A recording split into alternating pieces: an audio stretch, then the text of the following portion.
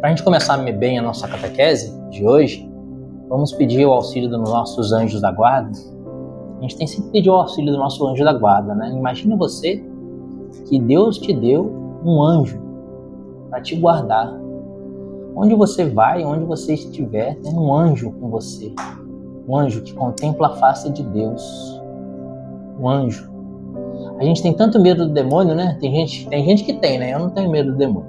Tem gente que tem muito medo do demônio. O demônio é um anjo caído. Você também tem um anjo, que é o seu anjo da guarda. O demônio tem muito menos poder do que o anjo da guarda. Porque o demônio, ele só pode lançar confusão e dúvida. O anjo da guarda acessa direto o coração de Deus e alcança graças de Deus. Olha que bênção que não é o anjo da guarda. E a gente muitas vezes não conversa com o nosso anjo da guarda, né? O anjo da guarda é um grande tesouro. Então vamos começar essa catequese rezando para o nosso anjo da guarda, pedindo a ele que nos ajude a entender os mistérios que Deus vai nos falar, e também pedindo que ele rogue por nós, para que nós o amemos ainda mais, né? Que ele se apresente a nós a cada dia e que nós também busquemos conhecer e amar mais o nosso anjo da guarda. Amém? Imagina se você morasse num reino em que tem um rei, o rei, né, daquele país, daquele estado, daquele império, né? E o rei tem ministros. Ministros que vão direto na corte do rei e falam direto com o rei. E o rei tem a rainha, né? Olha que bênção, a rainha é a sua mãe. E um dos ministros fica do seu lado o dia inteiro. Né? E às vezes a gente não fala com o ministro e não fala com a rainha. Então, gente, olha que graça que não é a devoção à Nossa Senhora e ao Santo Anjo da Guarda. Então vamos pedir ao nosso anjo da guarda que nos ajude nessa catequese. Em nome do Pai, do Filho e do Espírito Santo. Amém. Santo anjo do Senhor, meu zeloso guardador, já que a ti me confiou a piedade divina, hoje sempre me rege, me guarde, me governe, me ilumine. Amém. Em nome do Pai, do Filho e do Espírito Santo. Amém. Anjo da guarda, meu doce amiguinho, guiai-me sempre pelo bom caminho. Pessoal, hoje nós vamos falar sobre os dogmas, né? Os dogmas. O que é um dogma? Não sobre os dogmas todos, porque seria uma catequese muito extensa se nós abordássemos todos os dogmas. Para você ter uma ideia, os 12 artigos de fé que a gente reza no credo, todos eles são dogmas. Creio em Deus Pai Todo-Poderoso, Criador do céu e da terra, em Jesus. Tudo dogma. A infabilidade papal, a existência do inferno, a existência dos demônios, etc. São diversos dogmas, né? A divindade de Jesus, a encarnação do Verbo, etc. Então, se nós fôssemos abordar todos os dogmas da igreja, a gente ia ficar aqui 4, 5 catequeses somente falando sobre esse tema. Então, a proposta de hoje é apresentar para vocês o que é o dogma, qual é a importância do dogma na nossa vida de fé, e como nós estamos em maio, que é o mês da Santíssima Virgem, mês mariano, apresentar os 4 dogmas que se referem diretamente à pessoa de Nossa Senhora. Né? Hoje é dia 9, né? 9 hoje? 10. Hoje é dia 10, estamos a 3 dias da festa de Nossa Senhora de Fátima. Temos aqui a imagem de Nossa Senhora de Fátima. Há 3 dias de fazermos memória da aparição de Nossa Senhora em Fátima. Então, se o tempo permitir, também quero falar um pouquinho sobre a aparição de Fátima, sobre os segredos de Fátima e sobretudo sobre os pedidos que Nossa Senhora fez em Fátima aos 3 pastorinhos, que são pedidos que devem ser para nós também, né? Que foram pedidos que os pastorinhos trouxeram, mas o objetivo desses pedidos é para a igreja inteira, né? E, na minha opinião, agora eu vou falar da minha opinião particular. Na minha opinião particular, as aparições de Fátima ainda não se encerraram. Porque Nossa Senhora diz em Fátima que ela apareceria 7 vezes. Ela apareceu 6 vezes. Ela apareceu 6 vezes, a última aparição dia 13 de outubro. Depois, em 1924, ela apareceu novamente para a irmã Lúcia, quando a irmã Lúcia já estava na ordem visitandina, lá na Espanha. Mas foi uma aparição privada só para a irmã Lúcia, na Espanha, sem a presença dos outros 2 irmãos. Então, assim, como ela disse que ela apareceria 7 vezes em Fátima, e essa 7ª visita foi na Espanha, não foi em Fátima, então eu entendo que o mistério de Fátima ainda está em andamento. Ele ainda vai voltar. Mas vamos ao tema de hoje, e aí, se tudo correr bem, no final eu tento falar sobre a aparição de Nossa Senhora de Fátima. Se não der tempo, se ficar muito longo a catequese, aí a gente encerra a catequese, e se alguém quiser, eu estou disposto a passar a noite inteira aqui falando com vocês, tá? Se alguém quiser, acabou a catequese, quem quiser ir embora, vai. Quem quiser ficar aqui, fazer vigília comigo falando sobre Nossa Senhora de Fátima, a gente fica aqui a noite inteira. Tem assunto para falar umas 13, 14, 15 horas sobre Nossa Senhora de Fátima, sobre a vida dos pastorzinhos, sobre a santidade da Jacinta, a santidade de Francisco, como eles alcançaram a santidade, sobre a visita do anjo de Portugal. Falamos do anjo da guarda, né? O anjo da guarda de Portugal, etc. É muito assunto. Mas vamos lá, para a gente não se perder no tema, vamos falar do tema de hoje, dogma de fé. Quem aí já sabe o que é um dogma de fé? Vocês sabem, não? Já ouviram falar dessa expressão, dogma de fé? Nunca ouviram falar? Nem bem nem mal? Nada? Nunca ouviram a palavra dogma? Então, os dogmas. O que são os dogmas? Do que eles tratam? Nós podemos negar o dogma ou não? O que é o dogma, afinal de contas, né? Dogma é uma palavra grega, palavra do grego, que significa ensinamento. Vocês vão ver que muitas coisas na igreja, muitas palavras da igreja, como Kyrios, como Kairos, como católico, como dogma, são palavras gregas. Por quê? Era a língua mais falada na época dos apóstolos. Então, era o inglês de hoje, né? Então, hoje a gente fala hot dog, Burger King, Wi-Fi, e etc. Notebook. A gente fala muitas palavras de inglês, né? Naquela época, o grego era a língua internacional. Então, muitas palavras que a gente usa na igreja são palavras de origem grega. E dogma é uma delas. É uma palavra que em grego significa ensinamento. O que é o dogma? O dogma é um ponto de fé fundamental. O que é um ponto fundamental? Um ponto fundamental é um ponto do qual você não pode tirar, não pode subtrair. Se você subtrai, cai tudo. Por exemplo, está aqui as duas, a Bíblia e o Catecismo, correto? Bíblia, o Catecismo e a caneta. Se você tira a Bíblia e o Catecismo, a caneta cai. Então, assim, para a caneta permanecer voando na horizontal, é fundamental que tenha a Bíblia e o Catecismo, certo?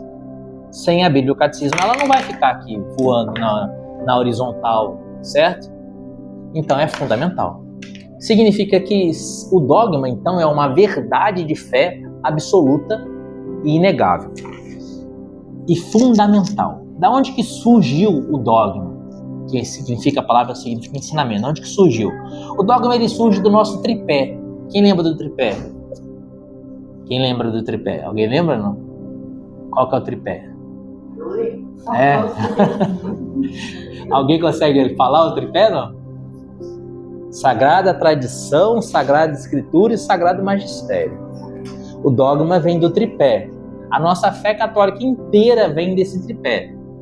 Ah, mas isso não está na Bíblia. Às vezes não está na Bíblia, mas está na sagrada tradição. Entendeu? Então, a nossa fé vem do tripé. Até mesmo porque a Bíblia surgiu do magistério. Foi o magistério. Quem que foi que escreveu a carta aos Coríntios? Foi São Paulo. Quem é São Paulo? Bispo da igreja. Então a Bíblia surgiu do magistério. Quem escreveu o Evangelho de Mateus? São Mateus. Quem era São Mateus? Era um bispo. Então a Bíblia vem do magistério. Quem que definiu o cânon? Os livros que são canônicos, os livros que são inspirados. Quem que falou assim? Esse livro de Amós é inspirado por Deus. Esse livro de Malaquias é inspirado por Deus. Macabeus é inspirado por Deus. Quem escreveu? Quem que definiu?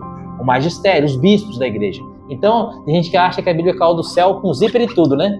Puf, caiu, palavra de Deus, veio direto do céu. Não, isso aqui foi definido pelo magistério.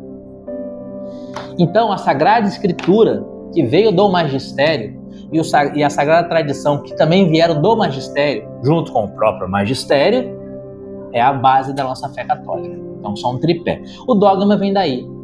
O dogma vem ou da Escritura ou da tradição. E ele é definido pelo magistério.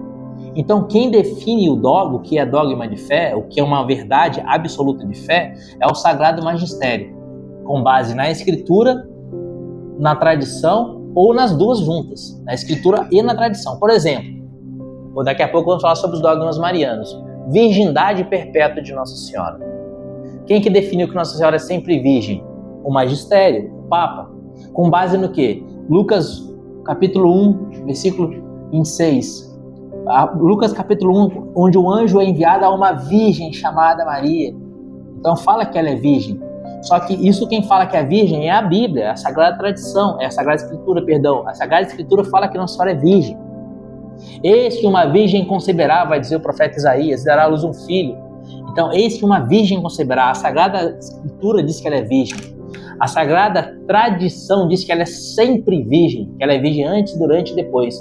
Então, a Escritura diz que ela é virgem, a tradição diz que ela é virgem, o magistério falou, ela é sempre virgem. Definiu como dogma, uma verdade absoluta de fé, um ensinamento de fé.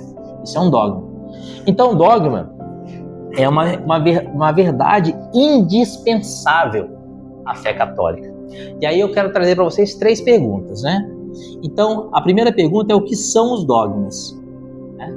Já respondemos, né?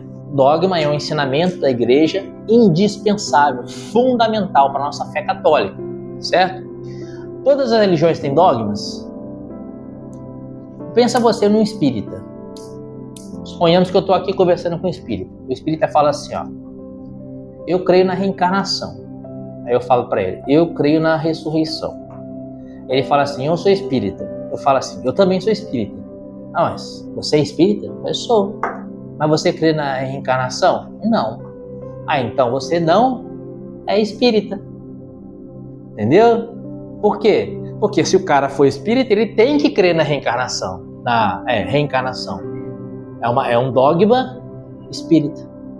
Você entendeu? Não se usa essa palavra dogma, porque essa é uma palavra católica, fundada na tradição católica, usada pelo magistério católico. Mas para vocês entenderem que é fundamental, se o cara é espírita, ele crê na reencarnação. Se o cara chega lá no centro espírita e fala pro dirigente do centro espírita e fala assim, ó, eu tô aqui no centro espírita, mas não acredito nesse negócio de reencarnação e nem que espírito fala com ninguém. Aí ele fala assim, olha, o que você acredita? Fala assim, eu acredito que Maomé é um profeta. Ah, mas então você é muçulmano. Mas por que eu sou muçulmano? Ah, você acredita que Maomé é um profeta, isso é um dogma islâmico. Você entendeu? Isso é um dogma islâmico. É fundamental para o Islã acreditar que Maomé é um profeta. É fundamental para o budismo acreditar que Buda é um homem que... eles não falam profeta, né? Mas é como se fosse um profeta. É fundamental, então, para o budismo acreditar em Buda. É fundamental para o Islã acreditar em Maomé, acreditar no Alcorão. Aí eu sou islâmico, sou muçulmano, mas eu acredito que o Alcorão é um livro qualquer. Inclusive eu uso o Alcorão como se fosse um gibi. Então você não é islâmico. O Islã, eles veneram o Alcorão. Vocês entenderam o que é dogma? Então ficou bem fácil, né? Então o dogma são realidades de fé sem as quais você não é católico. Aí eu sou católico, mas eu não acredito que Nossa Senhora é perpetuamente virgem. Então você não é católico, você é evangélico. Você é protestante. Porque o protestante que não acredita na Santíssima Virgem. Então você não é católico. Então, queridos, a fé católica não é uma fé de supermercado. O que eu quero dizer com fé de supermercado?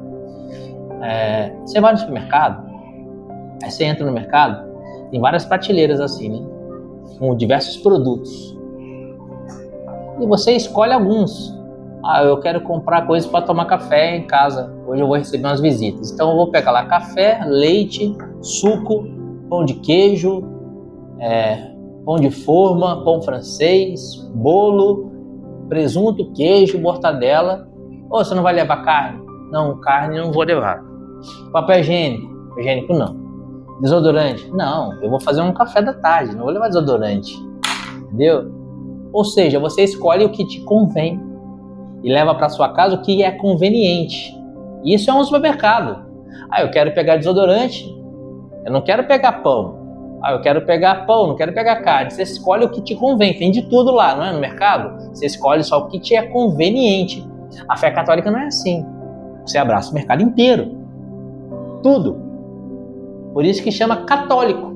Significa tudo, universal, que abrange tudo.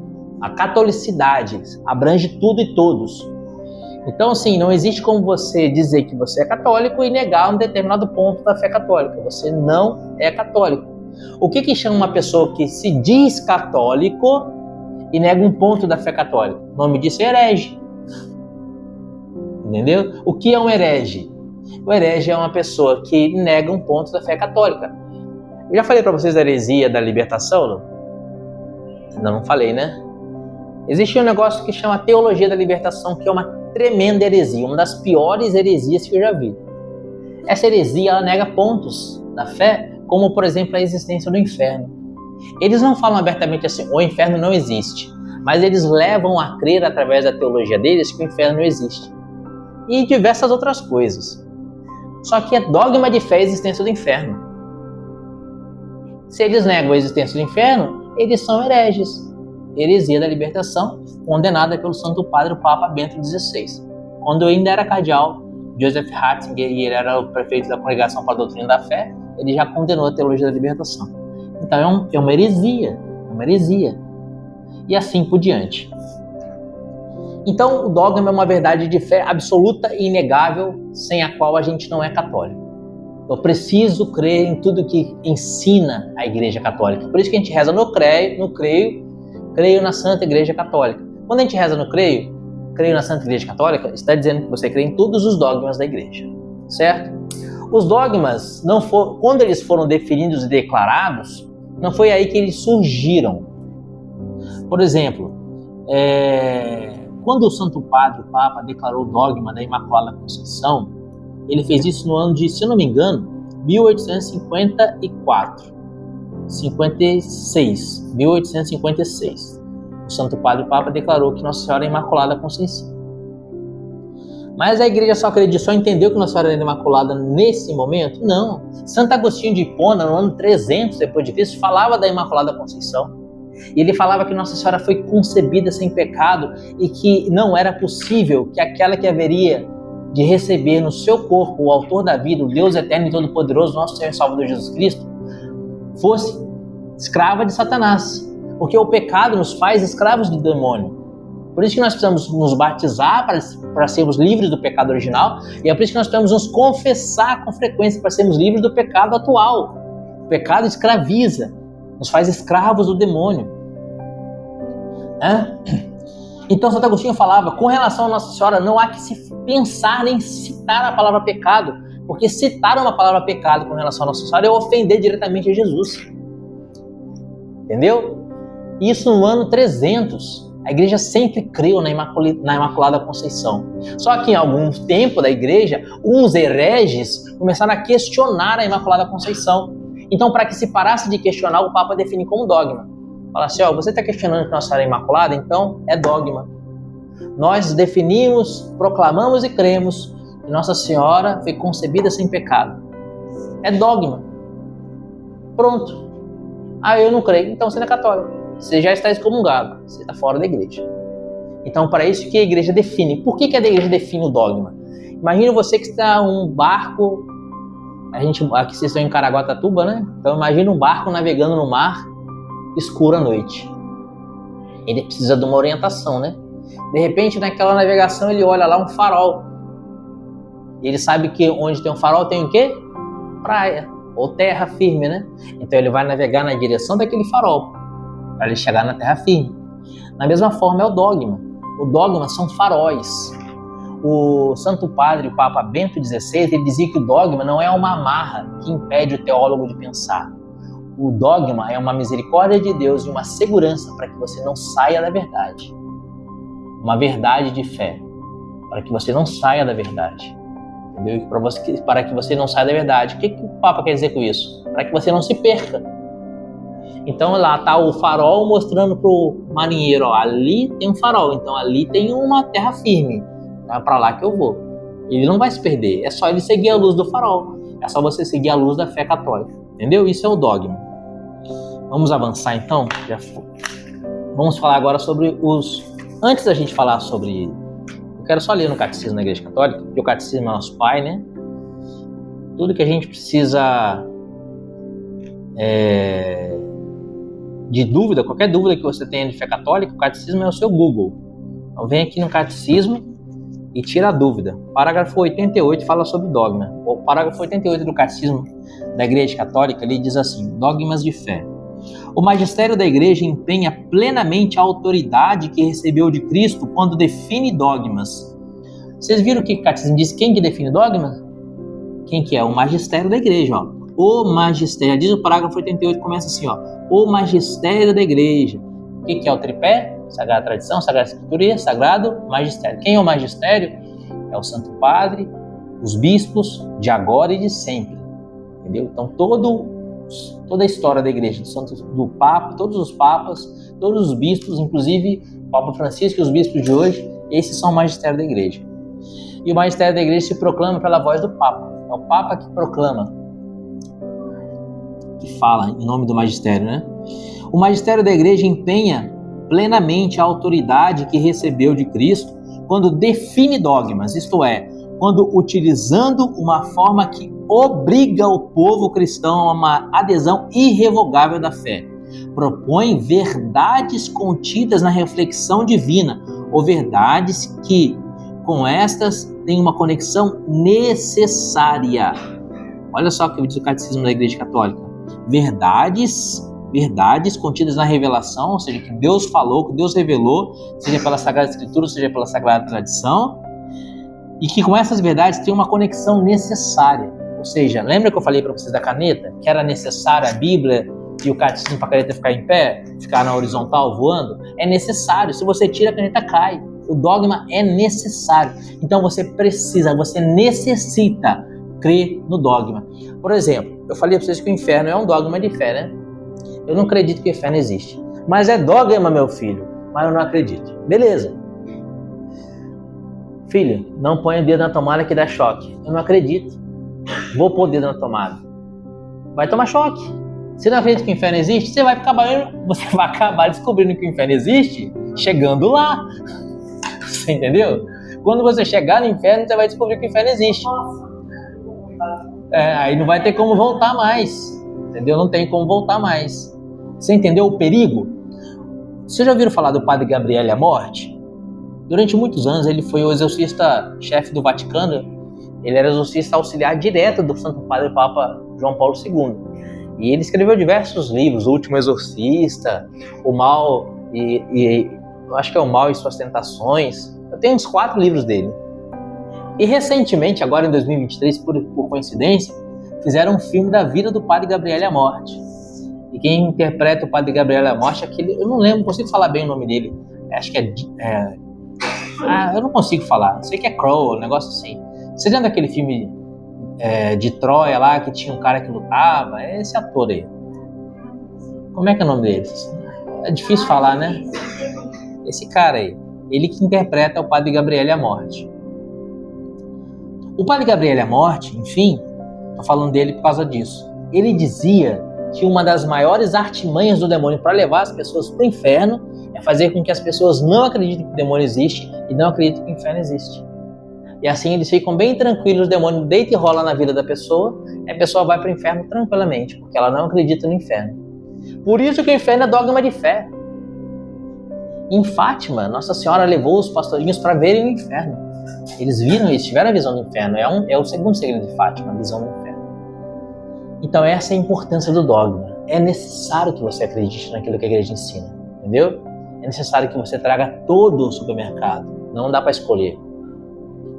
Enfim, eu vou pegar aqui o Catecismo da Igreja Católica de novo, no parágrafo 89, eu li o 88, eu vou ler o 89.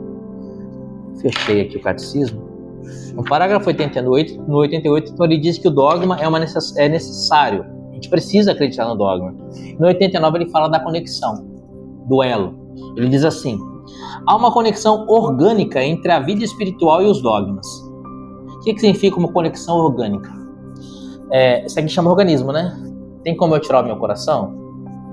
Eu preciso dele, né? Tem como tirar o rim e ficar de boa? Você pode até tirar o rim, mas você vai ter... Se ainda tem o outro rim, se vai sobrecarregar o outro rim, a probabilidade de dar ruim no outro rim, você ficar sem nenhum rim e ficar na hemodiálise é muito grande, né? Então é bom não tirar o rim, né? Então, Eu tenho 2 mãos. Posso arrancar uma fora e viver normalmente? Consigo até viver, mas não vai ser normalmente. Então tudo que tem aqui tem uma importância, né? E se eu tirar, vai ficar amputado. Ou seja, não vai ser mais aquele organismo como Deus havia pensado. Então, daí vem a palavra orgânico, que significa faz parte de, é fundamental, é necessário, sem o qual não dá para ter a vida na plenitude, não dá para ter a vida. Aqui nem seria como vou falar assim, membros. Pensa na palavra órgãos, porque organismo vem de órgão vem de organismo. Eu tiro o coração e eu morro. Sem estômago eu não vivo, sem pulmão eu não vivo, sem cérebro eu não vivo.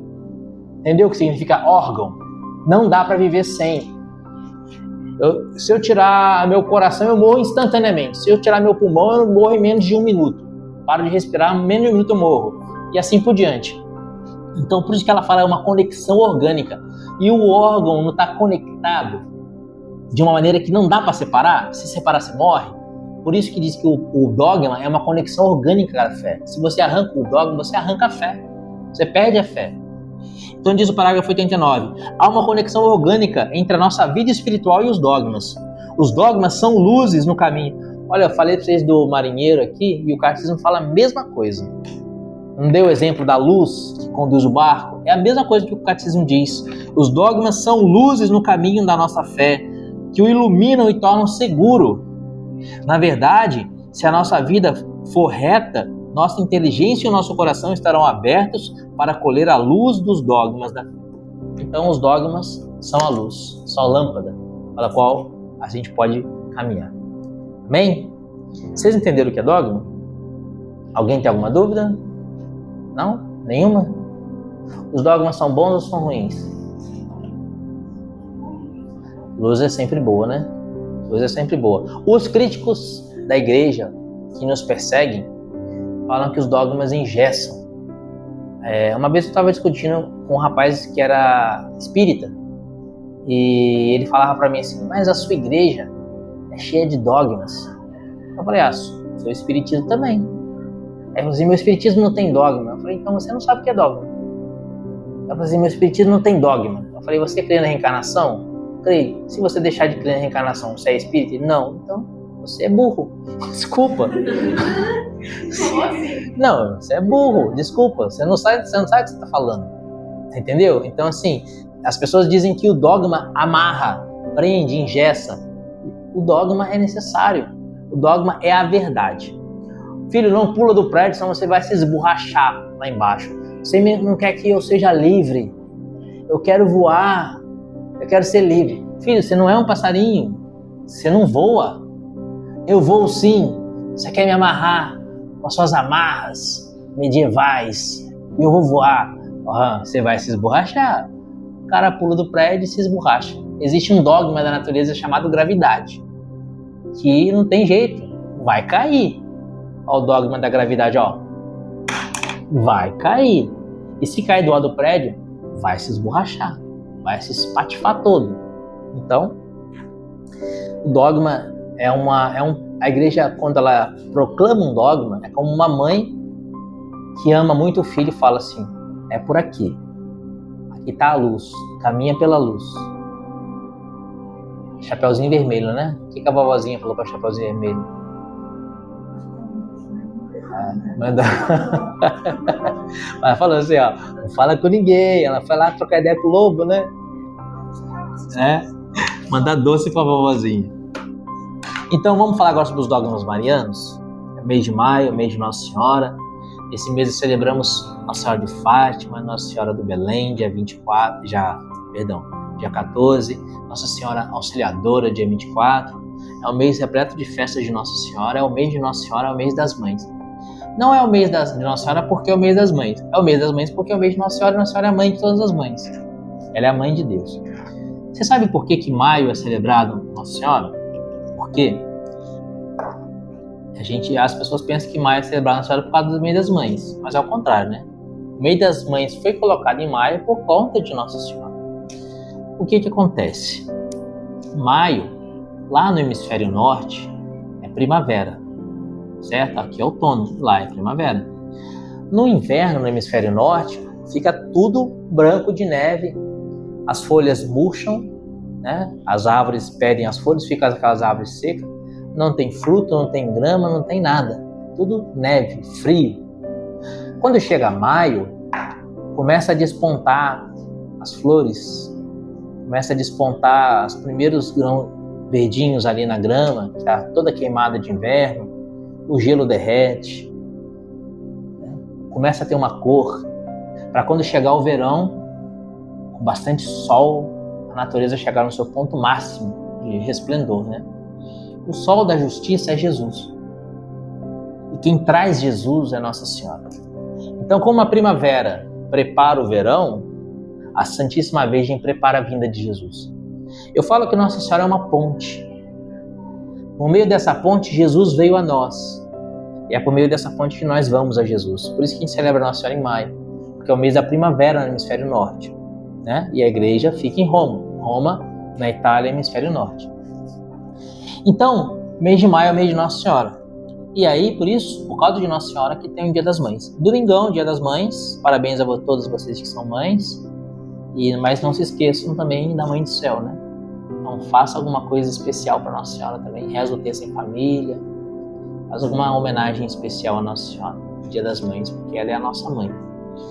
A herança da cruz. A herança que Jesus nos deu aos pés da cruz. Dogmas marianos, são 4 os dogmas marianos: a maternidade divina, a virgindade perpétua, a Imaculada Conceição e a Assunção de Nossa Senhora ao céu. São esses 4 dogmas marianos. São 4 verdades de fé indiscutíveis e indubitáveis que quem nega não é católico. São luzes, né, para a gente caminhar no caminho de Jesus. Esse material eu coloquei no grupo também, com citações do catecismo, de documentos da igreja, está lá no grupo, depois para vocês acessarem. Vamos falar então da maternidade divina. Lembra que eu falei para vocês que os dogmas, eles são tirados da tradição e da escritura, né? Pelo magistério. Então o magistério conhece uma verdade de fé que vem pela tradição, falada, até que essa verdade de fé é questionada por algum teólogo. Então a igreja percebe que aquela verdade de fé é fundamental para a fé católica, e ela proclama um dogma, para que aquilo não seja mais questionado. Nossa Senhora Mãe de Deus, em grego, se diz Theotokos. A celebração de Nossa Senhora Mãe de Deus, sob esse título, é dia 1º de janeiro. 1º de janeiro a gente celebra Nossa Senhora Mãe de Deus, certo? Esse dogma foi proclamado no ano de 431 em Éfeso. Éfeso foi onde Nossa Senhora foi morar junto com São João Evangelista. Olha que sinal, né? Quando Jesus, em João 19:25, fala assim: mulher, eis aí o teu filho, eis aí a tua mãe, o evangelista leva Nossa Senhora para sua casa, ele acolhe Nossa Senhora na sua casa. E ele se mudando para Éfeso, Nossa Senhora se muda com ele para Éfeso, porque a casa de João era a casa de Nossa Senhora, ela morava na casa dele, ele era filho dela, ela adotou ele como filho. E na pessoa de João, todos nós, né? Toda a humanidade. E como mãe que ela é da humanidade, como mãe que ela é de João, no lugar que ela viveu como mãe de São João Evangelista e mãe de toda a humanidade, ali foi proclamada como mãe de Deus. Por que Nossa Senhora é mãe de Deus? Onde que se funda isso? Quando o anjo anuncia à Santíssima Virgem que ela seria a mãe do Salvador, ela concebe Jesus em Lucas 1:26 e ela vai visitar Isabel, Lucas 1:38. Lucas 1:38, quando Nossa Senhora visita Isabel, o que Isabel fala quando Nossa Senhora chega? Ela fala assim: eu não sou, que honra vem a minha mãe do meu Senhor. Em hebraico se diz Adonai, meu Senhor. Essa expressão Adonai, em hebraico, ela só era usada para Deus. O judeu não falava Yahvé, Deus é, eu sou. Ele falava Adonai, o respeito, não falava Yahvé. Quando Santa Isabel, cheia do Espírito Santo, diz a palavra, diz: de onde me vem a honra de vir a minha mãe do meu Senhor, a mãe do meu Adonai, ela está dizendo que ali, no ventre da Santíssima Virgem, estava Deus presente na pessoa de um menino, né? Ainda um menininho que estava começando a se formar ali, né? O menino Jesus ali tinha acabado de ser concebido, né? Quem via Nossa Senhora não falava que ela tá grávida ainda, né? Porque tinha nem um mês de gestação, né? Tinha nem um mês. Ela acabou de... Ela engravidou ali diante do anjo, pela ação do Espírito Santo, e viajou para a casa de Isabel de imediato. São 144 quilômetros de distância, ela fez a pé. Suponhamos que deve ter demorado um tempo, mas menos que um mês. Porque ela foi apressadamente à casa de Isabel, vai dizer o Evangelho. Então ela chega ali à casa de Isabel, não tinha nem um mês de gestação, estava magrinha. Mas Isabel o Espírito Santo revela a Isabel, ela está grávida de Deus, ela é a mãe de Deus. Onde me vem a honra de vir a minha mãe do meu Senhor. Jesus é Deus, 100% Deus, 100% homem. Ele sempre foi homem? Não. Ele sempre foi Deus. Ele é homem a partir da encarnação do Verbo. Jesus passa a ser homem em Lucas 1:26, mas ele existe para sempre. Ele é a segunda pessoa da Santíssima Trindade. Um só Deus, com o Pai, o Filho e o Espírito Santo. Os três são um único Deus, né? Como esse tripé que está segurando o celular. São 3 pernas, mas é o mesmo equipamento. É um tripé. Um só Deus em 3 pessoas, sempre. Jesus nunca foi criado, Jesus é o Criador, né? Jesus sempre existiu. Então, quando as pessoas falam que Nossa Senhora é mãe de Deus, eles se confundem, achando assim, mas como é que Nossa Senhora pode ser mãe de Deus? Ela criou Deus? Não. Ela é mãe de Deus porque quando Jesus se faz humano, ele assume a humanidade de maneira perfeita e total. Tanto que ele é homem em tudo, semelhante a nós, com exceção do pecado. E não dá para separar a humanidade da divindade de Jesus. Você já viu na missa quando o padre pega uma gotinha de água e põe no cálice de vinho? A gente falou disso na catequese, né? O cálice com vinho é a divindade de Jesus. Pensa assim, e a gotinha de água é a humanidade. Depois que você mergulha a humanidade na divindade, não se separa mais. Você consegue separar, tirar aquela gotinha de água do cálice e deixar o vinho como ele era antes? É impossível. Depois que aquela gotinha de água foi mergulhada no cálice, não separa, não tem como separar. Se tornou uma única coisa. Assim é a divindade de Jesus. Então Nossa Senhora, ao ser mãe de Jesus, e Jesus é Deus, ela é a mãe de Deus.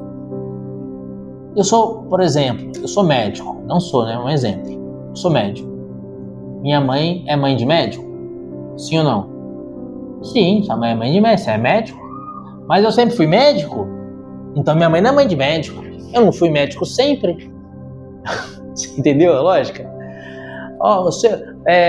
Sua mãe é mãe de médico porque você é médico. Não. Minha mãe é mãe de criança. Você não é criança? Não, mas quando ela foi minha mãe eu era criança. Não, é mãe de criança. Mas você tem 70 anos, você é um velho. Mas ela é mãe de criança, porque quando ela foi minha mãe, eu era criança. Então, assim, é uma coisa sem a mínima lógica, a pessoa dizer que Nossa Senhora não é mãe de Deus e nega a própria Escritura, né? Porque a própria Santa Isabel, movida pelo Espírito Santo, diz: onde me vem a honra de vir a minha mãe do meu Senhor. Então, no ano de 431, o Santo Padre, o Papa, define que Nossa Senhora é a mãe de Deus, certo? Esse foi o primeiro dogma mariano, ele foi proclamado no Concílio de Éfeso, né? E esse dogma, a gente proclama ele todo dia. Eu sei que vocês rezam o texto todo dia, né? Então todo dia a gente proclama esse dogma rezando: Santa Maria, Mãe de Deus, rogai por nós pecadores, agora e na hora da nossa morte. Amém. Virgindade perpétua. Esse dogma, ele também se funda na Sagrada Escritura, né? E se funda na Sagrada Tradição. Na Sagrada Escritura, porque eu já disse para vocês, né, hoje na catequese, que Isaías próprio diz que uma virgem conceberá. O anjo foi enviado por uma virgem em nome da Virgem Maria. Então deixa bem claro que Nossa Senhora era virgem. Mas o que significa essa virgindade perpétua? Significa que ela é virgem antes, durante e depois do parto. Só que, pensa, esse depois do parto significa virgindade completa. O que é a virgindade completa? Não é só não ter relações sexuais. Significa também ter o ímen. O ímen que caracteriza uma moça ser virgem. Então, Jesus passou pelo corpo de Nossa Senhora como a luz passa pelo vidro. não rompeu o ímen. Então Nossa Senhora é completamente virgem, literalmente com todos os sentidos da palavra virgem. Todos os sentidos virgem na carne e todos os sentidos virgem no espírito. Ou seja, não tem pecado. Entendeu? Por que Deus ama tanto a virgindade? Que o padre precisa ser virgem, celibatário. Deseja-se que a religiosa seja virgem. Mas por quê? Porque a virgindade representa que nunca foi tocado. Essa virgindade precisa ser um símbolo para as nossas almas que precisam ser virgens. Virgem na alma significa não ter pecado. Então Nossa Senhora é virgem no corpo e, sobretudo, também é virgem na alma. Ela nunca teve pecado. Ela é o jardim fechado de Deus, que vai dizer o Cântico dos Cânticos, o jardim fechado, onde o inimigo jamais penetrou. O demônio nunca teve acesso a esse jardim fechado. Por isso, quando o demônio vê Nossa Senhora, ele fica horrorizado, com medo, tremendo. Quem é essa que avança como aurora, formosa como o sol, né? Famosa como a lua, brilhante como o sol, terrível como exército em ordem de batalha? Ela é terrível para quem? Para os demônios. Porque ele nunca teve acesso ao Imaculado Coração dela. Ela é virgem perpétua. Esse dogma da virgindade perpétua se funda em Lucas 1,34, né? Como eu disse, né? E vou ler para vocês uma frase aqui de São Gregório Magno. E esse dogma foi definido no Concílio de Latrão, né? No ano de 649. A virgindade perpétua foi definida no ano de 649, no Concílio de Latrão. Eu vou ler aqui uma frase de São Gregório Magno. Ele diz assim, São Gregório Magno afirma: aquela virgem que deu à luz e, enquanto dava à luz, duplicava a sua virgindade. Olha o que São Gregório diz, né? Ela era virgem quando dava à luz e, quando deu à luz, duplicou a sua virgindade. Ele está afirmando aí o que eu disse para vocês. Nossa Senhora não perdeu seu ímen no nascimento de Jesus. E a expressão que a igreja usa é essa: Jesus passou pelo corpo de Nossa Senhora como a luz passa pelo vidro. Nossa Senhora teve dores de parto? Não. Nossa Senhora sofreu no parto? Não. Lembra por que existe a dor de parto? É uma consequência do pecado de Eva, não é? Com dor darás à luz os teus filhos. É uma maldição por causa do pecado de Eva. Nossa Senhora nunca pecou. Então ela não teve dores de parto. Ela não teve... como é que fala quando a mulher acaba de dar luz e fica lá se recuperando? Ela não teve resguardo. Ela já acabou de dar luz, já estava 100%. Não teve nada. Jesus passou pelo corpo dela como a luz. Entendeu? Então esse é o segundo dogma, a virgindade perpétua. O terceiro dogma é lindo, é a Imaculada Conceição. O que significa Imaculada Conceição? Nossa Senhora foi concebida sem pecado. Esse dogma foi declarado pelo Santo Padre Papa Pio IX no ano de 1854, certo? É o terceiro dogma sobre Nossa Senhora. O que é a Imaculada Conceição? Ela foi concebida sem a mancha do pecado original. Como eu disse para vocês, Santo Agostinho de Hipona, não convinha que aquela que deveria de receber o Salvador fosse escrava do demônio. Ela é o jardim fechado, o jardim das delícias de Deus. Nunca houve pecado nela, nem o pecado original. O que é o pecado original? O pecado original é uma consequência do pecado de Adão e de Eva, que passa para toda a humanidade. Então toda a humanidade já nasce em pecado. Vai dizer o salmista Davi no Salmo 51, eis que minha mãe me concebeu no pecado. Todos nós nascemos no pecado e o pecado nos faz escravos do demônio. Para que rompamos essa escravidão do demônio, precisamos ser batizados. O batismo perdoa e lava do pecado original e, se for um caso de adulto, até mesmo do pecado atual. Então, Nossa Senhora foi concebida sem pecado, ela nunca teve pecado. Mas então, se ela nunca teve pecado, Jesus não é o Salvador de Nossa Senhora? Mas quando ela reza o Cântico dos Cânticos, ela diz assim: minha alma glorifica ao Senhor e meu espírito exulta de alegria em Deus, meu Salvador, porque olhou para a humildade de sua serva. Por isso todas as gerações me chamaram bem-aventurada. Ela diz que Deus é o Salvador dela. E como que Deus salvou Nossa Senhora se ela foi concebida sem pecado? Deus salvou Nossa Senhora ao fazer com que ela fosse concebida sem pecado. Existem duas maneiras de você ser curado de uma doença. Ou você toma a vacina e não pega a doença, ou você toma um antibiótico e é sarado da doença. Toma um remédio. Pensa aí em uma doença, tuberculose. Tuberculose tem vacina? Não, nem sei se tem tuberculose. Acho que não tem, né? Outra doença que tem vacina, qual que tem aí? Febre amarela? Paralisia infantil? Então, essas doenças que tem vacina, pensa nelas. Febre amarela. Existem duas maneiras de você ser curado de febre amarela. Peguei febre amarela, preciso tomar um medicamento, ficar internado. Aí fui curado da febre amarela porque tomei os remédios. Os remédios são sacramentos. Batismo, confissão, perdoa, cura o pecado. Mas existe um jeito de você ser curado da febre amarela, que é você não pegar a febre amarela nunca, porque você foi vacinado. Então a Imaculada Conceição, Deus salvou a Nossa Senhora pela cruz. Tem um beato chamado Duns Scoto. Esse beato é um beato inglês, ele era franciscano, e ele formula toda a doutrina da Imaculada Conceição, que a igreja sempre acreditou. E ele é um grande teólogo, Duns Scoto, e ele coloca assim, na ponta do lápis, toda a doutrina. Ele diz assim: convinha que Deus tivesse uma mãe imaculada? Convinha. Deus poderia fazer da sua mãe imaculada? Poderia. Então ele fez. Então ele fez. Vai lá, irmã, bom ensaio lá.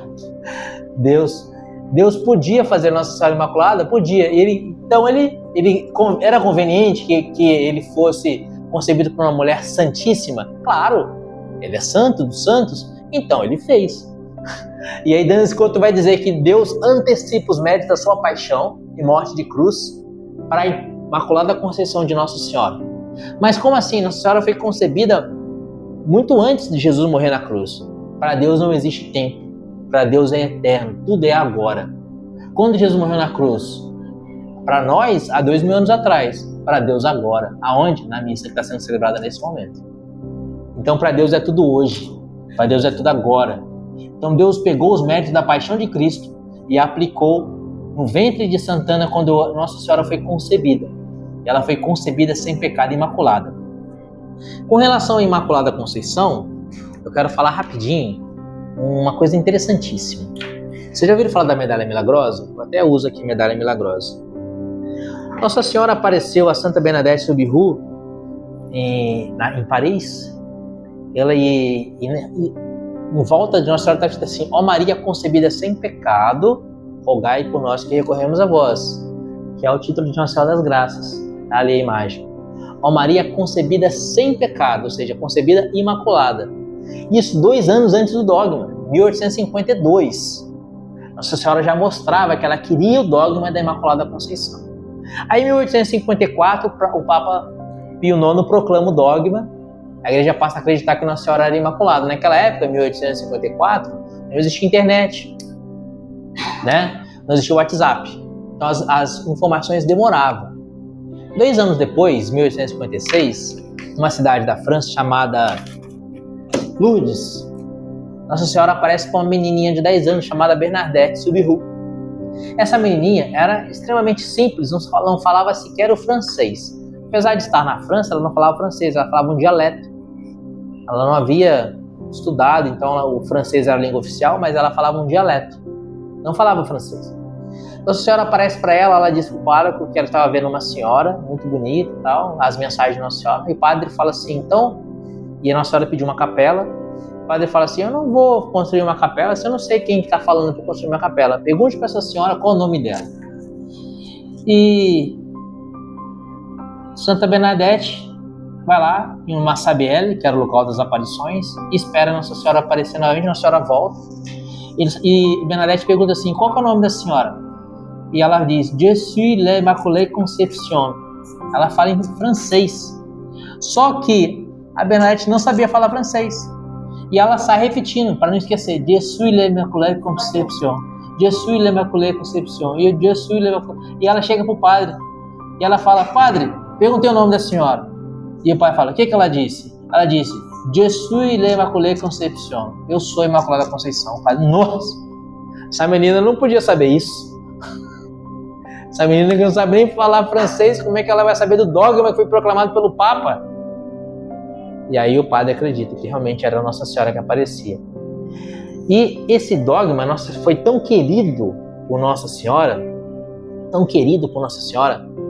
que ela revelou a alguns santos que a saudação que Nossa Senhora mais gosta é que quando se diz Viva Maria Imaculada. Vocês já viram meus vídeos no canal, né? Eu sempre começo os vídeos falando Viva Maria Imaculada, porque Nossa Senhora fica muito feliz quando você saúda dela como Maria Imaculada. Tem 2 títulos que Nossa Senhora revelou nas suas aparições que ela mais gosta. É a Maternidade Divina, a Theotokos, e a Imaculada Conceição. E esses 2 títulos são 2 dogmas. São os títulos que Nossa Senhora mais gosta. Então, eu sempre começo meus vídeos dizendo Viva Maria Imaculada, porque agrada muito o coração de Nossa Senhora e é um louvor direto a Jesus, porque era necessário que a mãe dele fosse imaculada, certo? E o último dogma é a Assunção da Santíssima Virgem ao céu. Nossa Senhora foi assunta aos céus em corpo e alma. Esse dogma foi proclamado em 1950, é o dogma mais recente, pelo Santo Padre, o Papa Pio XII. O Santo Padre, o Papa Pio XII, definiu que Nossa Senhora foi assunta aos céus. Para vocês terem uma ideia de como que eu falei para vocês que o dogma é uma afirmação de algo que a igreja sempre acreditou. Lembra? A igreja sempre rezou no quarto mistério glorioso a Assunção de Nossa Senhora aos céus. Há centenas de anos. A igreja venera e medita a Assunção de Nossa Senhora. Sempre acreditou. Sempre. Existem apócrifos que falam, que narram a Assunção de Nossa Senhora, como foi o detalhe da Assunção, né, etc. Alguns apóstolos testemunharam, eles deixaram o corpo de Nossa Senhora no sepulcro. Ela passou por uma aparente morte, que a igreja chama de dormição. Ela não morreu, porque Romanos 6,23 diz que o salário do pecado é a morte. Nossa Senhora entra tipo num coma, aparentemente. Os apóstolos acham que ela havia morrido por essa dormição e depositam o corpo dela num sepulcro. Depois que eles depositam o corpo de Nossa Senhora no sepulcro e eles estavam se retirando do sepulcro, eles veem uma grande luz. Eles olham para trás e veem o sepulcro cheio de luz. Eles veem um raio de luz vindo do céu, os santos anjos descendo e recolhendo Nossa Senhora viva, ressuscitada, resplandecente de glória, sendo elevada aos céus pelos santos anjos. Então os apóstolos viram, São João Evangelista viu. E isso tem alguns apócrifos que atestam essa Assunção da Santíssima Virgem. Então está na tradição da igreja.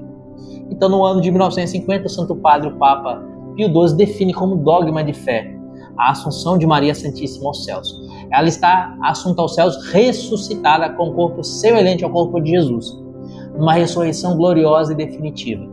Não numa ressurreição como de Lázaro, como do filho da viúva de Naim, como da filha de Jairo, que a gente chama de Talita, né? Mas o nome dela não era Talita. Talita significa menina em hebraico, né? A filha de Jairo. Eles ressuscitaram, depois morreram novamente. Nossa Senhora não morre mais. Ela está ressuscitada com seu corpo glorioso, o mesmo corpo glorioso que nós receberemos na segunda vinda de Jesus, como nós rezamos no creio, que é dogma de fé, quando a gente diz creio na ressurreição da carne. Então Jesus ressuscita como primícias, como primeiro.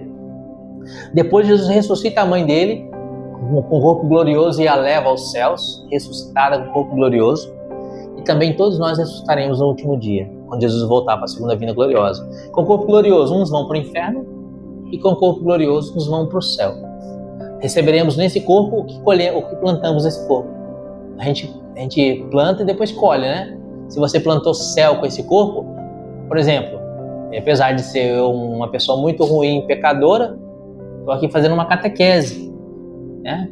Estou ensinando vocês o caminho da salvação. Isso tem méritos espirituais. Esses méritos não são meus, são da Santíssima Virgem, porque eu sou consagrado a ela pelo método de São Luís de Montfort e entrego tudo que eu faço, entrego para Nossa Senhora.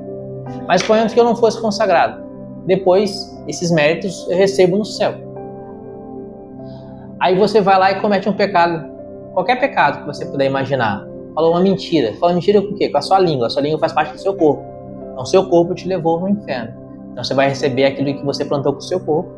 Por isso, o corpo ressuscitado vai receber o prêmio dos bens ou do mal que você fez com esse corpo. Amém? Então, esse é o quarto dogma mariano. Já deu o horário nosso. Se alguém quiser saber sobre a aparição de Nossa Senhora de Fátima, a gente pode conversar longamente depois. mas vamos encerrar a catequese por aqui para não ficar extenso demais e cansativo. Amém? Vamos rezar só uma Ave Maria, pedindo a Nossa Senhora que nos fortaleça na fé católica e nos ensine a caminhar nos caminhos da verdade, na luz da fé católica. Amém? Desculpa. Vamos rezar? Ave Maria, cheia de graça, o Senhor é convosco. Bendita sois vós entre as mulheres, bendito é o fruto do vosso ventre, Jesus. Santa Maria, Mãe de Deus, rogai por nós, pecadores, agora e na hora de nossa morte. Amém. Em nome do Pai, do Filho e do Espírito Santo. Amém.